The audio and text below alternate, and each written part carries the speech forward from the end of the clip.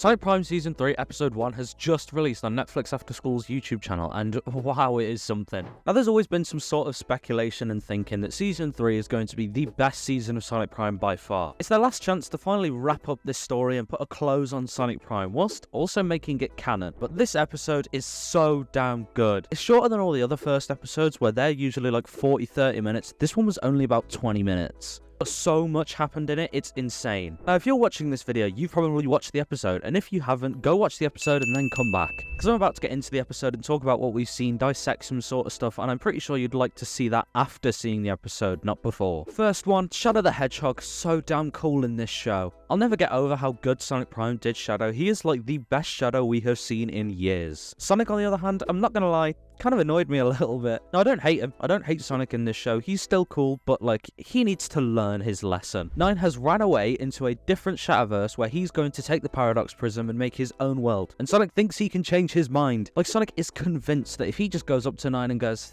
this isn't you, man. What are you doing? That Nine will just snap out of this entire thing and go, oh, wait, yeah, you're right. No, I shouldn't be doing this. No, Nine is evil. You cannot change his mind. Another thing that was really nice to see is that we finally get to see how Shadow has traveled to Shadowverses, and it also opens up for him to travel to places like New York City, Boss Cage Maze, No Place, and all that sort of stuff. Because considering like every Shadowverse in reality is snapping and breaking, there's little cracks that show up in the sky, and that's not just for effect. We thought that just made it look cool. No, that is actually the void, which means that if Shadow can find a crack on the portal, he can just slip right in, and for some reason it lets him right in. I don't know what's so different between this main front portal and the little cracks, but for some reason the cracks can let Shadow in, which hypes me up so much because it gives him so much more like possibility for things to do. He's actually able to go into any Shadowverse now. Another confusing thing is the Ghost Hill is completely gone in this episode. Like, the portal disappears. So God knows how they're bringing reality back to normal, considering that the basic like blueprint place is gone. It turns out Nine is also able to use like little pieces of the Grim to create his robots. He doesn't have to do all of the hard mechanic work. He can literally just get a bit of the Grim and go make a robot. And it happens. Showing the power of the Paradox Prism. That thing is powerful as hell. No wonder Eggman wanted to get it in the beginning. That one fight scene of Shadow where he finally throws Sonic away and is fighting off all the robots on his own. My goodness! Shadow the Hedgehog,